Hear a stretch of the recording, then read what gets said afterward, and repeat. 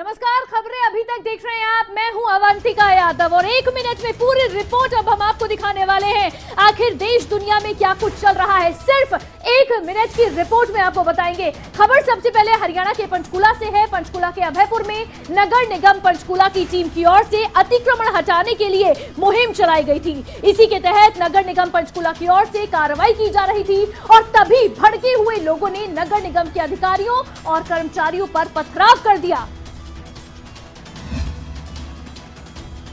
पंचकुला नगर निगम के अतिक्रमण हटाओ टीम की ओर से पंचकुला के विभिन्न सेक्टर्स पर हुए अतिक्रमण को हटाने के लिए लगातार कार्रवाई की जा रही है। इसी के तहत पंचकुला के अभयपुर में नगर निगम पंचकुला की टीम जब अतिक्रमण हटाने के लिए पहुंची तो वहां पर भारी संख्या में लोगों की भीड़ इकट्ठी हो गई। देखते ही देखते लोगों का गुस्सा नगर निगम के अतिक्रमण हटाने आई टीम पर फूट गया। गुस्साए लोगों ने नगर निगम की टीम पर पथराव शुरू कर दिया, जिसके चलते नगर निगम के अधिकारी गंभीर रूप से घायल हो गए। इस पथराव में नगर निगम की एक गाड़ी पर भी पत्थर लगा, जिसका शीशा टूट गया। टीम के साथ हाथापाई की गई है, गाड़ी भी तोड़ी गई है, हमारी शीशे वगैरह तोड़े गए हैं। हम जो भी दोषी गण हैं उनके खिलाफ तुरंत कार्रवाई करेंगे और FIR तुरंत करवा दी जाएगी। वहीं घटना की सूचना मिलने पर पुलिस मौके पर पहुंची और इस मामले की जांच पड़ताल शुरू कर दी है। उसके ऊपर पब्लिक में कोई पथराव किए, सिर में चोटें लगी, कोई हॉस्पिटल आए, बयान अंकित करके आगामी कार्रवाई नियमानुसार अमल में लाई जाएगी।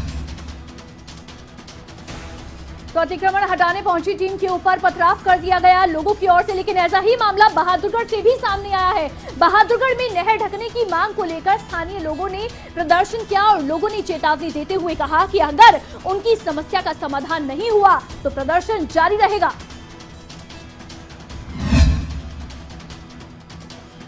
हरियाणा में इन दिनों प्रदर्शन का दौर जारी है। अब बहादुरगढ़ में नहर को ढकने की मांग को लेकर प्रदर्शन किया गया। दरअसल लोग नहर के कारण होने वाले हादसों से परेशान हैं और लोगों का कहना है कि नहर गहरी होने के साथ ही रिहायशी क्षेत्रों से गुजरती है, जिससे हादसों का डर बना रहता है। लोगों ने सरकार से मांग की है कि इस नहर की अब रिपेयरिंग की जाए। समस्या ये है जी, कम से कम 50-60 घरों के सामने से गुजर रही है। हम सारे के जालिए हैं, बच्चे गिरते हैं, उसके बाद पशु गिरते हैं। बुरा हाल है जी, ये नहर ढकनी चाहिए। कम से कम हम MLA सारे के जालिए, मतलब CM BDO तक सब तक हमने रिपोर्ट दे ली, अभी तक कोई एक्शन नहीं हुआ। अभी कोई काम अभी काम यही है जी, हमारी रिक्वेस्ट है दोनों से, प्रशासन से भी, विधायक साहब सबसे, अगर नहर ढकनी चाहिए और नहर की गहराई को कम कर दिया जाए या फिर इसे पूरी तरह से ढका जाए, नहीं तो वो फिर से प्रदर्शन करेंगे। वहीं ऐसे में अब देखना ये होगा कि लोगों की समस्याओं का प्रशासन क्या समाधान निकालता है। तो बहादुरगढ़ के लोगों ने नहर को ढकने की मांग की है और इसी को लेकर प्रदर्शन भी किया गया। लेकिन अब खबर गुरुग्राम से है। दरअसल गुरुग्राम में अब अवैध कॉलोनी बनाने वालों की खैर नहीं, क्योंकि DTP विभाग ने अवैध कॉलोनी बनाने वालों के खिलाफ एक्शन मोड अपना लिया है। क्या है पूरा मामला, इस रिपोर्ट में देखिए।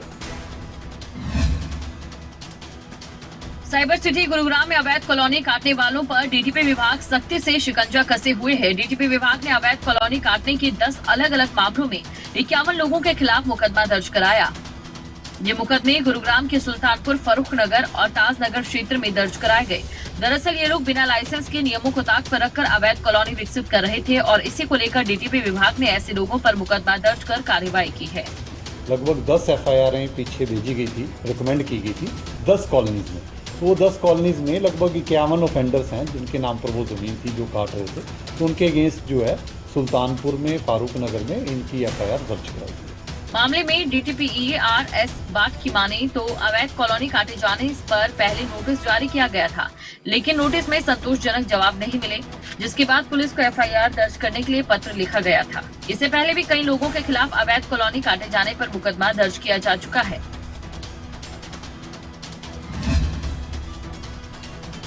तो गुरुग्राम में अब अगर अवैध कॉलोनी काटी तो DTP विभाग के शिकंजे का शिकार होना पड़ेगा। एक्शन लिया जाएगा DTP विभाग की ओर से। लेकिन अब बात करेंगे रूस और यूक्रेन के बीच लगातार जारी युद्ध के बारे में, क्योंकि रूस और यूक्रेन के बीच जंग अभी भी जारी है। रूस के लगातार हमलों को लेकर यूक्रेन के राष्ट्रपति ज़ेलेंस्की ने फिर रूस से बातचीत की अपील की है। पूरी रिपोर्ट देखिए 1 मिनट में।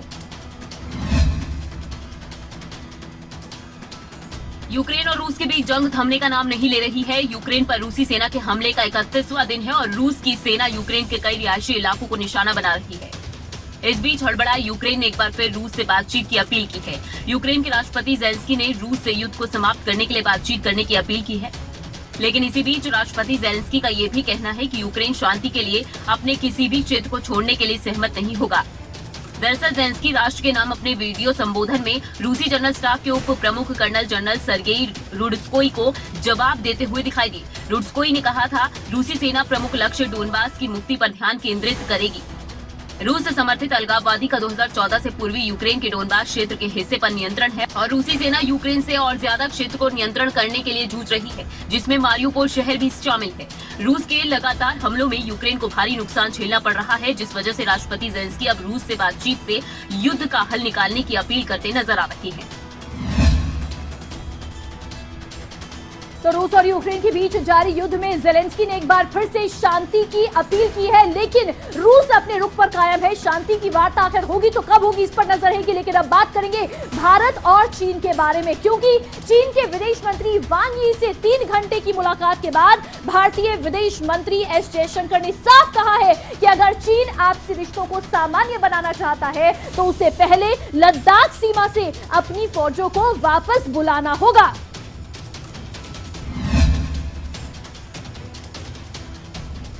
दिल्ली दौरे पर आए चीन के विदेश मंत्री वांग यी से भारत ने साफ शब्दों में कह दिया है कि अगर वो आपसी रिश्तों को सामान्य बनाना चाहते हैं तो उसे पहले लद्दाख सीमा से अपनी फौजों को वापस बुलाना होगा। ये बात भारतीय विदेश मंत्री एस जयशंकर ने चीनी समकक्ष के साथ 3 घंटे तक चली बातचीत के बाद कही। जयशंकर से पहले चीनी विदेश मंत्री ने राष्ट्रीय सुरक्षा सलाहकार अजीत डोभाल से मुलाकात की। इस दौरान भी सीमा के हालात और रूस यूक्रेन युद्ध का मुद्दा प्रमुख रहा। भारत भले ही चीन से बिगड़े रिश्तों को पटरी पर लाने के लिए सीमा पर पहले जैसी स्थिति बहाल करने पर जोर दे रहा हो, लेकिन चीन के एक्सपर्ट का कहना है कि ये दोनों अलग अलग मुद्दे हैं। यूक्रेन युद्ध के बाद जिस तरह के हालात बने, उनसे निपटने के लिए भारत और चीन को मिलकर काम करना होगा और सकारात्मक रूप से आगे बढ़ने के लिए भारत को अपने रुख में बदलाव लाना होगा। भारत और चीन का रूसी यूक्रेन संकट पर एक जैसा नजरिया है, ऐसे में दोनों पर ही पश्चिमी देशों से बेतहाशा दबाव है। इस स्थिति से कैसे निपटा जाए, वांग यी की यात्रा का एक मकसद ये भी रहा है।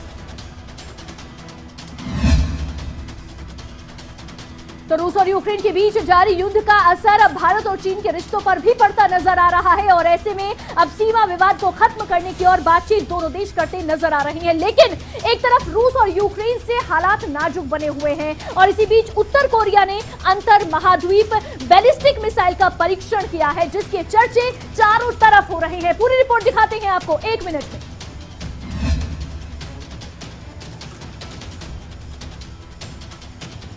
उत्तर कोरिया ने अंतर महाद्वीप बैलिस्टिक मिसाइल का परीक्षण किया है। उत्तर कोरिया की मीडिया ने इसकी पुष्टि कर दी है। इस मिसाइल के परीक्षण को लेकर किम जोंग उन ने इसे अपनी परमाणु शक्ति का प्रदर्शन बताते हुए इसे अमेरिका की ओर से किसी भी तरह की सैन्य कार्रवाई को रोकने के लिए तैयार किया है। ये साल उत्तर कोरिया का 12वां प्रक्षेपण था। पिछले रविवार को उत्तर कोरिया ने समुद्र में संदिग्ध गोले दागे थे। उत्तर कोरिया की इस अंतर महाद्वीपीय मिसाइल का नाम हवासोंग 17 बताया जा रहा है। विश्लेषकों के मुताबिक ये बैलिस्टिक मिसाइल किसी भी देश की ओर से रोड मोबाइल लॉन्चर से लॉन्च की गई अब तक की सबसे बड़ी तरल ईंधन वाली मिसाइल है। उत्तर कोरिया की ओर से अंतर महाद्वीपीय बैलिस्टिक मिसाइल का ये परीक्षण साल 2017 के बाद किया गया पहला परीक्षण है। फ्लाइट डेटा के मुताबिक ये मिसाइल जापान के पश्चिम में समुद्र में क्रैश होने से पहले काफी ऊपर गई थी, जो अब तक उत्तर कोरिया की ओर से किए गए किसी भी मिसाइल टेस्ट से ज्यादा थी।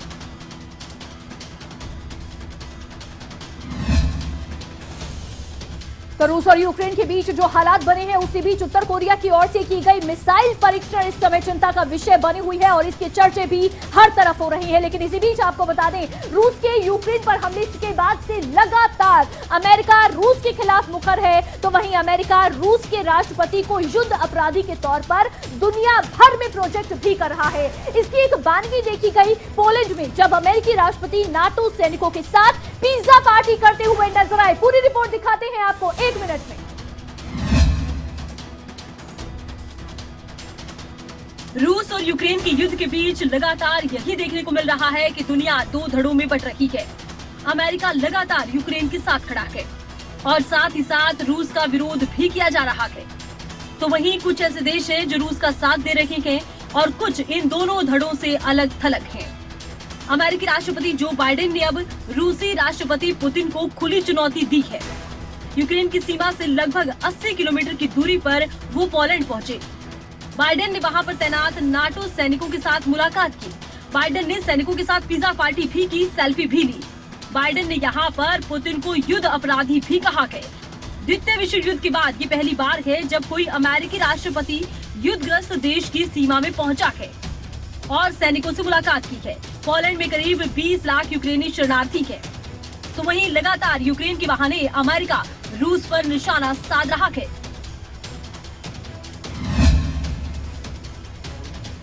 बाइडो इस समय व्लादिमीर पुतिन को युद्ध अपराधी घोषित कर रहे हैं। पूरी दुनिया में उन्हें युद्ध अपराधी के तौर पर प्रोजेक्ट कर रहे हैं। तो वहीं नाटो सैनिकों के साथ पिज्जा पार्टी करते हुए भी नजर आ रहे हैं। लेकिन ये जो युद्ध चल रहा है रूस और यूक्रेन के बीच, इसका असर अब दूसरे देशों पर भी देखने को मिल रहा है। एक तरफ तो रूस यूक्रेन में जंग जारी है, तो दूसरी ओर अब सऊदी में भी विद्रोह की आग उठ चली है। दरअसल अब आपको बता दें कि सऊदी में विद्रोहियों ने सरकार के खिलाफ सिर उठाना शुरू कर दिया है।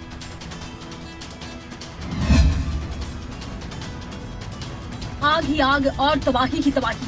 ये तस्वीरें यूक्रेन की नहीं बल्कि सऊदी अरब की हैं, जहां पर जेदा में स्थित एक तेल डिपो में भीषण आग लग गई। आग लगने के पीछे वजह है रॉकेट से किया गया हमला। ये घटना फॉर्मूला 1 रेस से ठीक पहले हुई है और इस हमले की जिम्मेदारी ली है यमन के हूती विद्रोहियों ने। हूती विद्रोहियों का अब तक का ये सबसे बड़ा हमला माना जाता है। हाल ही में इसी तेल डिपो पर हूती विद्रोहियों की तरफ से हमला बोल दिया गया था और इस बार आग लगा दी गई। वही राहत की बात यह है कि विद्रोहियों के इस हमले में किसी की जान नहीं गई। तो वहीं सऊदी अधिकारियों का कहना है कि आगामी ग्रैंड प्रिक्स निर्धारित समय पर ही आयोजित किए जाएंगे।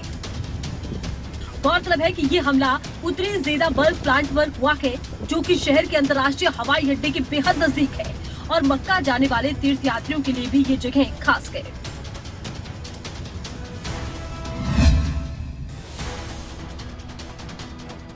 तो सऊदी में इस समय हूती विद्रोहियों का विद्रोह सऊदी सरकार के लिए सिरदर्द बना हुआ है। तो वहीं बात चीन की करें तो चीन में कोरोना एक बार फिर से चीन की सरकार के लिए सिरदर्द बना हुआ है। और ऐसे में आपको बता दें कि चीन कोरोना वायरस की नई लहर का सामना कर रहा है और इस बीच फ्रंट लाइन कर्मियों का हौसला बढ़ाने के लिए एक लाइव शो का आयोजन किया गया। पूरी रिपोर्ट दिखाते हैं आपको। चीन इस समय कोरोना वायरस के सबसे खराब दौर का सामना कर रहा है। बीते 2 साल में संक्रमण के सबसे अधिक मामले अभी भी सामने आ रहे हैं। इस बीच चांगशा शहर में 520 ड्रोन से एक लाइव शो का आयोजन किया गया। महामारी की नई लहर से जूझ रहे चीनी फ्रंटलाइन पर काम कर रहे मेडिकल कर्मियों और कम्युनिटी स्टाफ के सम्मान में इसका आयोजन किया, जिसका एक वीडियो भी सामने आया। इसमें देखा जा सकता है कि बड़ी संख्या में लोग लाइव शो देख रहे हैं। यहाँ इस नई लहर के पीछे की वजह ओमिक्रॉन वेरिएंट को माना जा रहा है। स्वास्थ्य अधिकारियों ने हालात को गंभीर और जटिल बताया।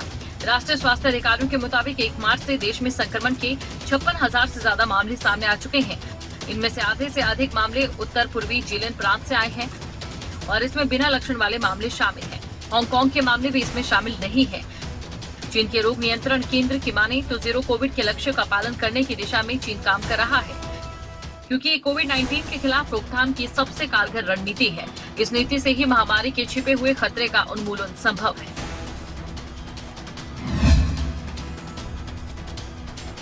तो कोरोना वायरस जिसकी शुरुआत चीन से हुई थी, जो धीरे धीरे पूरी दुनिया में फैला, अब आखिरकार वही एक बार फिर से चीन के लिए सिरदर्द बना हुआ है और इसीलिए कर्मियों का हौसला बढ़ाने के लिए लाइव शो का आयोजन चीन की ओर से किया गया है। लेकिन इसी बीच अब बात करें भारत की, तो हार के मंथन का दौर इस समय कांग्रेस के भीतर चल रहा है। 5 राज्यों के चुनावी नतीजे आए जिसमें कांग्रेस की बुरी तरह से हार हुई और इसी को लेकर मंथन का दौर कांग्रेस के भीतर चल रहा है, जिसे लेकर एक बार फिर दिल्ली में कांग्रेस प्रभारियों और महासचिव के साथ पार्टी ने मंथन किया। 5 राज्यों में करारी हार के बाद कांग्रेस में बैठकों का दौर लगातार चल रहा है। एक बार फिर से कांग्रेस के प्रभारियों और महासचिव के साथ मंथन किया गया। इस बैठक में प्रियंका गांधी, राहुल गांधी समेत तमाम दिग्गज मौजूद रहे। बैठक में पार्टी को जमीनी स्तर पर मजबूत करने और पार्टी के सदस्यता अभियान को लेकर विचार विमर्श किया गया। साथ ही संगठन को और ज्यादा मजबूत करने के लिए भी विचार विमर्श इस बैठक में किया गया। इसके अलावा देश भर में बढ़ती महंगाई को लेकर सरकार को घेरने की रणनीति भी इस बैठक में बनाई गई। कांग्रेस के हरियाणा प्रभारी विवेक बंसल ने बताया कि खास तौर पर सदस्यता अभियान और बढ़ती महंगाई को लेकर रणनीति बनाई गई है।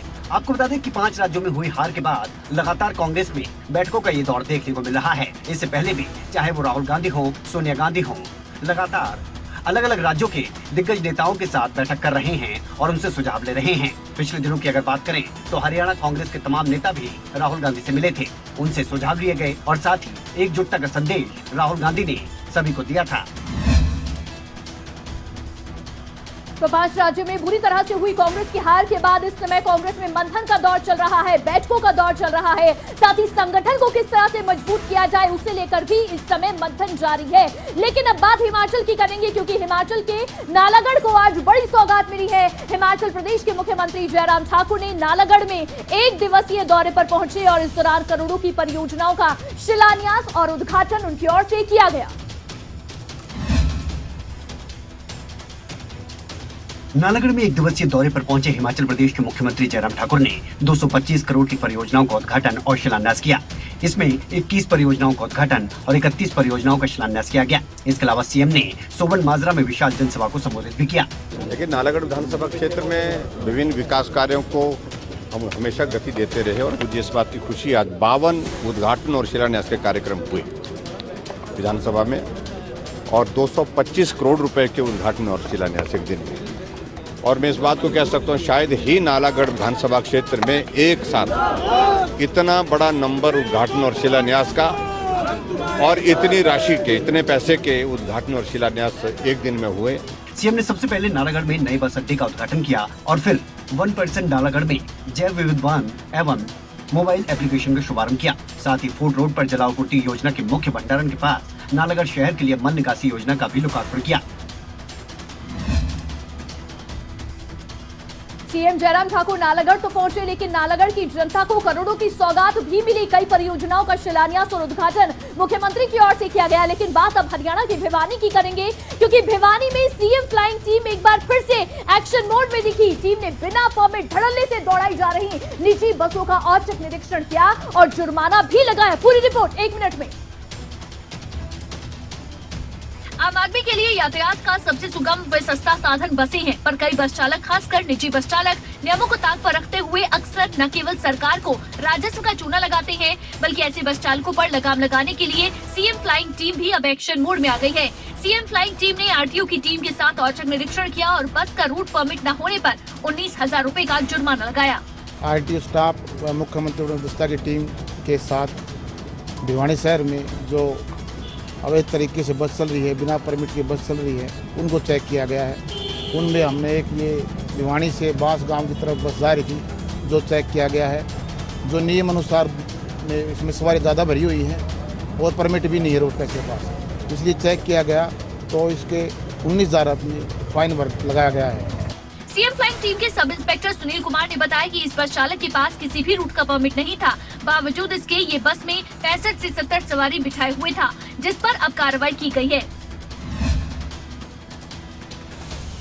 सीएम फ्लाइंग की टीम एक्शन मोड में आ गई है और ये सभी निजी बस संचालक जो इस समय बिना परमिट के धड़ल्ले से बसों को चला रही हैं, उनके लिए भी अलार्म करने वाली खबर है, क्योंकि अगर आपकी भी बसें बिना परमिट के चल रही हैं तो आपका भी हजारों का जुर्माना लग सकता है और सीएम फ्लाइंग की टीम की ओर से जुर्माना लगाया जा सकता है। लेकिन अब खबर है फतेहाबाद से, जहां पर एक शख्स का हवा में फायरिंग का वीडियो इस समय खूब वायरल हो रहा है। ये शख्स कभी बंदूक तो कभी पिस्तौल से हवा में दनादन फायर कर रहा है। पूरी रिपोर्ट देखिए। न किसी का डर, न कानून का खौफ। ये तस्वीरें इस बात का उदाहरण पेश करती हैं। फतेहाबाद के टोहाना से ये वीडियो वायरल हुआ है, जहां एक शख्स सरेआम हवा में फायरिंग कर रहा है।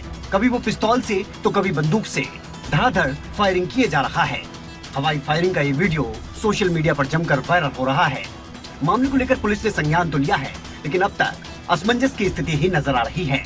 फायरिंग करने वाला शख्स किसी व्यापारी का बेटा बताया जा रहा है। हालांकि अब तक इसकी पूरी तरह से पुष्टि नहीं हुई है। पहले तो ये देख रहे हैं हम भाई ये वीडियो है कब की। अभी तो ये आइडेंटिफाई किया भाई ये वीडियो जो फायरिंग कर रहा है ये इसमें कौन आदमी है, वो हमने आइडेंटिफाई कर लिया है। और इस संबंध में एक सीएम विंडो भी आई है जो हमारे डीएसपी कार्यालय में लंबित पड़ी है। तो जो भी इस संबंध में कानूनी कार्रवाई होगी उसमें आगे जांच करके इसका एक्शन लेंगे। फिलहाल इस मामले में देखना ये होगा कि इस शख्स के खिलाफ क्या कुछ कार्रवाई की जाती है।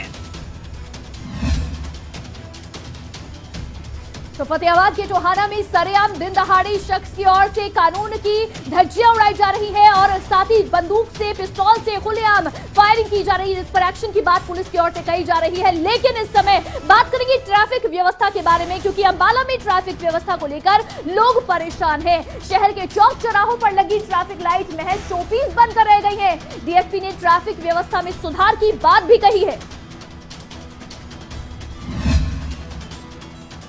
अंबाला की ट्रैफिक व्यवस्था इन दिनों भगवान भरोसे नजर आ रही है। शहर की ट्रैफिक की खस्ता हाल व्यवस्था किसी से छिपी नहीं, जिसकी वजह से सड़क दुर्घटनाएं लगातार होती रहती हैं। हैरानी की बात यह है कि बावजूद इसके जिले के प्रशासनिक अधिकारियों की तरफ से इस ओर कोई ध्यान नहीं दिया जा रहा। अंबाला शहर के चौक चौराहों पर लगी ट्रैफिक लाइट्स महज शोपीस बनकर रह गई हैं। शहर की बिगड़ी ट्रैफिक व्यवस्था की वजह से लोग घंटों जाम में फंसे रहते हैं। वहीं आए दिन सड़क हादसे होने का डर भी बना रहता है। इसे लेकर अंबाला पुलिस डीएसपी ने बताया कि उन्होंने पुलिस कर्मियों के साथ बैठक की है और जहां पर सुधार की जरूरत है वहां सुधार किया जाएगा। अंबाला की जो आम जनता है उनसे अनुरोध करूंगा कि वो जो ट्रैफिक के रूल्स हैं तो उनकी पालना करें और ट्रैफिक डिसिप्लिन जो होता है उससे ही जो ट्रैफिक जो चलता है वो अच्छे तरीके से सुचारू रूप से चलता है। डीएसपी ने इसके साथ साथ लोगों से अनुरोध किया कि सभी लोग ट्रैफिक नियमों का पालन करें। वहीं बंद पड़ी ट्रैफिक लाइट्स को भी जल्द सुधारने की बात उनकी तरफ से कही गई। अंबाला में महज शोपीस बनी ट्रैफिक लाइट, जिसे लेकर अब पुलिस की ओर से भी अपील की जा रही है कि सभी ट्रैफिक लाइटों का पालन करें और जो ट्रैफिक नियम होते हैं उन सब का भी पालन करें ताकि बाकी लोगों को भी कोई समस्याएं ना आए। लेकिन पुलिस की जब बात आती है, पुलिस के कामकाज की जब बात आती है, तो ऐसे में समालखा से एक उदाहरण पेश किया गया है। समालखा में पुलिस का सेवा सुरक्षा सहयोग का नारा सार्थक हुआ है। एक होमगार्ड ने ईमानदारी की मिसाल पेश की है। क्या है ये पूरा मामला, रिपोर्ट दिखाते हैं आपको 1 मिनट में।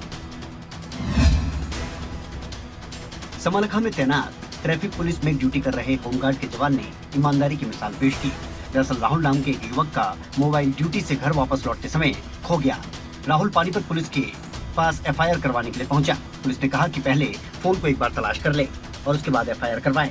राहुल ने अपने नंबर पर कॉल की तो होमगार्ड के जवान अनुज ने फोन उठाया, जिसके बाद होमगार्ड के जवान ने राहुल को उसका फोन वापस लौटाया। शुरू से ही मेरी आदत रही है कि जो मेरी चीज़ें नहीं उसको ज़बरदस्ती छीनना या रखना अपने पास गलत होता है। जिसकी जो भी कोई चीज़ हो, चाहे इससे पहले मेरे को राखी वाले दिन ये अपनी रक्षाबंधन गया है, इस पर मंगलसूत्र मिला था गोल्ड का, मैंने वो भी यहीं से वापस किया था। और मेरा ये 10 से 11 फ़ोन मिले हुए, 12वां फ़ोन कुछ ऐसा होगा, मैंने सभी वापस किया।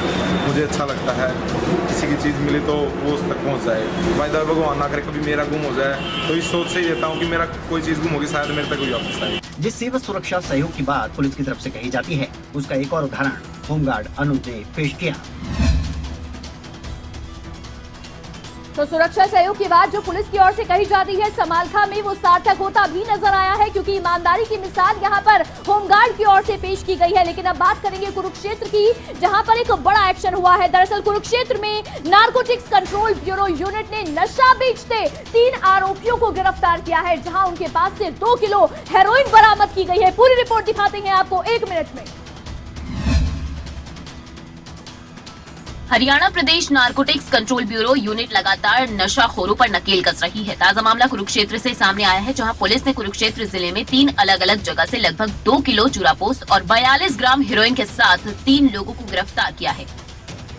हमने 3 अभियोग अंकित किए हैं, जिनमें से एक मामला हमने थाना पेहवा के एरिया में दर्ज किया और उसमें 2 किलो चूरापोस्ट हमने बरामद किया है। एक आरोपी को गिरफ्तार किया है, जो आरोपी राजेश बिश्नोई हिसार का रहने वाला है और उसको माननीय न्यायालय में पेश करके 4 दिन का उसका पुलिस का रिमांड वो लिया है।